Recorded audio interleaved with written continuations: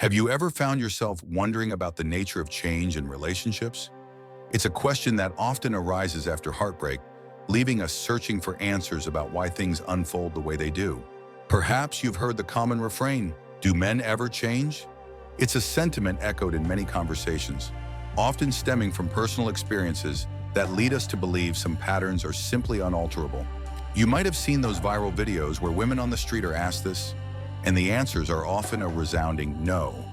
This belief that men are incapable of significant personal evolution feels almost universal, doesn't it? They share anecdotes, nodding in agreement, reinforcing the idea that men are static beings, unchanging in their habits and emotional growth.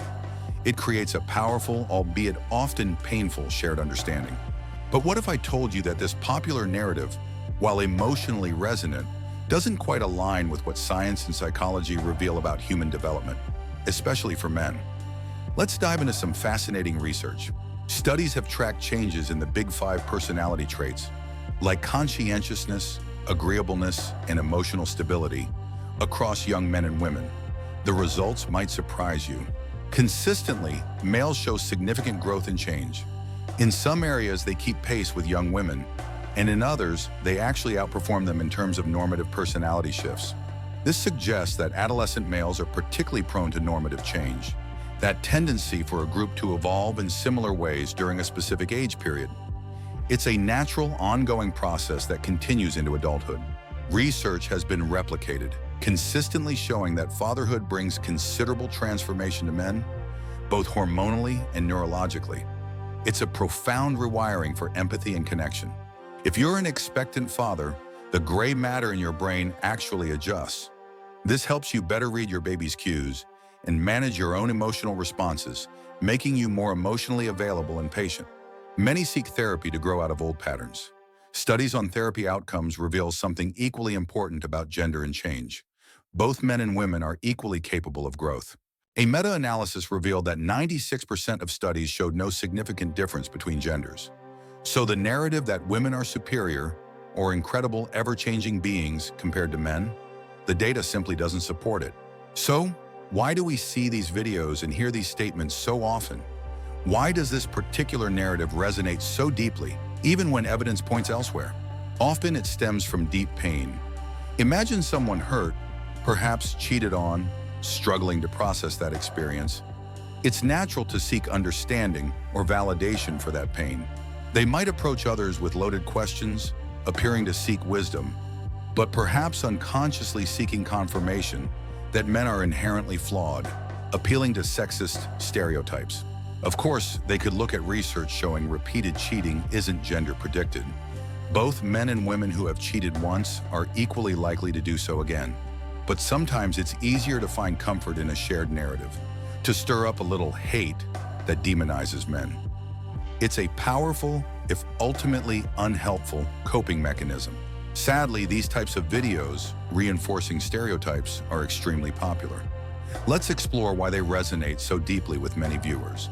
At an individual level, many women struggle with a concrete sense of identity. They have emotions and opinions, but deep down feel a void, unsure of who they truly are, and that can be frightening. The truth is, identity isn't given, it's forged. You discover who you are by taking action, embracing responsibility, building a life of purpose. Many men understand this intuitively, but for some, that path feels too challenging. They seek a shortcut, a way to define themselves without the hard internal labor of self-discovery. So instead of looking inwards, they look outwards. They define themselves by what they are not. Men are terrible. Men can't change. I'm a woman, and I don't know who I am, but I'm definitely not them.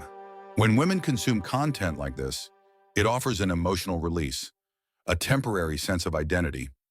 They gain a feeling of self by aligning with a collective us against a collective them.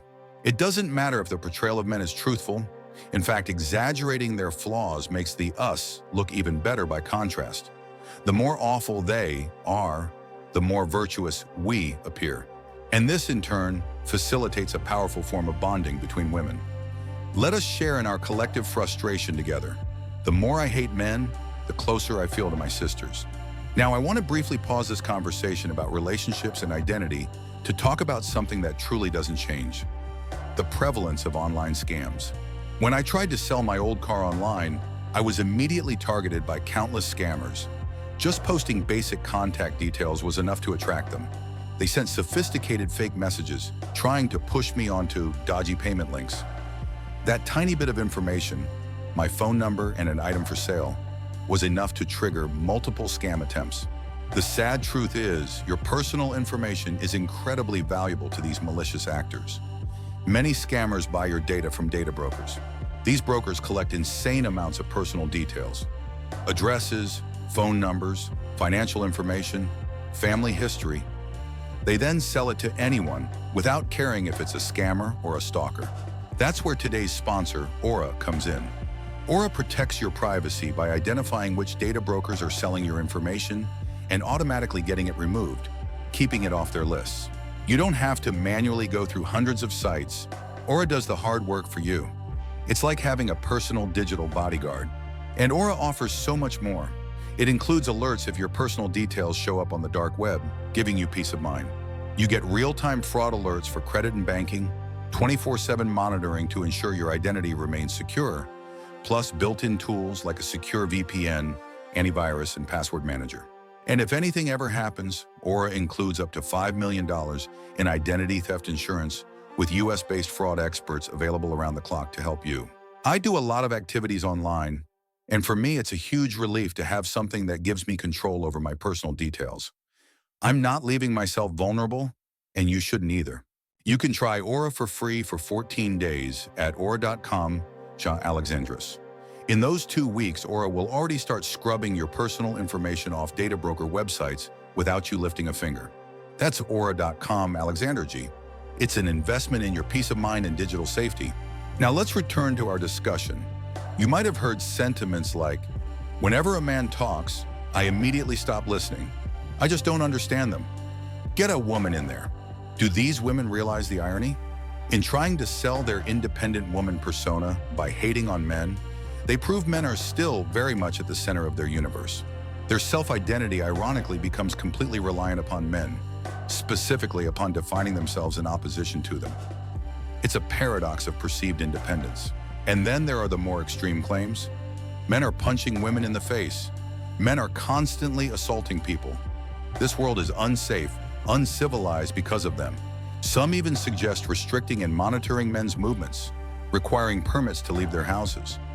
You can't exist in society, you just don't know how to. An alarming level of animosity. It seems like she truly wants men to disappear. But what would these women do if men did vanish? Or if they suddenly became perfect and well-behaved, stopping everything she claims they do? I believe many would face an existential crisis. This flimsy identity built on opposition needs an enemy. Without one, the foundation crumbles and they wouldn't know who they are. This over-the-top moral posturing, while seemingly virtuous, is often transparently sad. It's a lazy and intellectually dishonest way of creating a self-concept. To any woman feeling this way, I'd encourage you. If you want a successful life, build it. Work for it. Put your virtues into action. Win by lifting yourself up, not by tearing others down. But many are tempted by the easier path, the fantasy of a world without men. If men didn't exist, there'd be fewer crimes, less violence, equal pay, universal health care, no abortion debate, and toilet seats would never be left up. They even claim that basic emotions like fear and hate would disappear. The desire to own property would vanish. Women wouldn't compare their bodies. This female utopia is presented as flawless. But let's dive deeper into this supposed utopia. In all female prisons, the rate of inmate-on-inmate sexual victimization is 4.5 times higher than in all male prisons.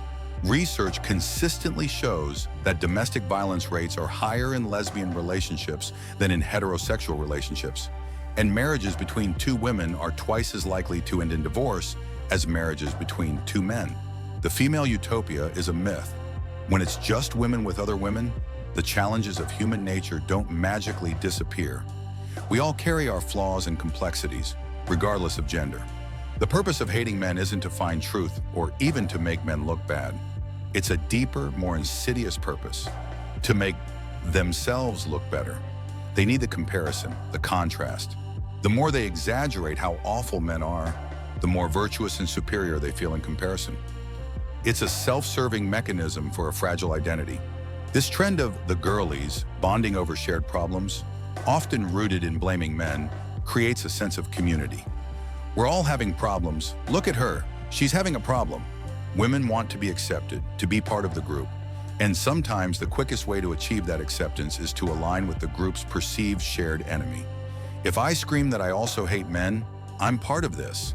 Humans have always bonded over shared threats. It's tribalism, but gendered tribalism makes no sense. What's the end goal if you get rid of half of life's biological equation? How often do men gather with their friends to endlessly complain about women, bonding over shared hatred of femininity? It's not how men typically connect. Men bond over shared activities, goals, and values. Playing games, sports, working on projects. Complaining about women simply isn't a fun or fulfilling activity for male friendships. This difference is deeply gendered. That hatred and complaining, while it might bond some women, doesn't serve the purpose of bonding men. It's a troubling instinct when taken to extremes. Our culture, sadly, often fans these flames, encouraging division rather than self-awareness. It's dehumanizing to use men as props for a shared identity of victimhood. So, to any woman listening, if empowerment to you means hating men, you're not truly powerful. If your identity relies on this hatred, it reveals more about your own insecurity than it does about men. Now, for the rest of this video, I want to turn the mirror back on men.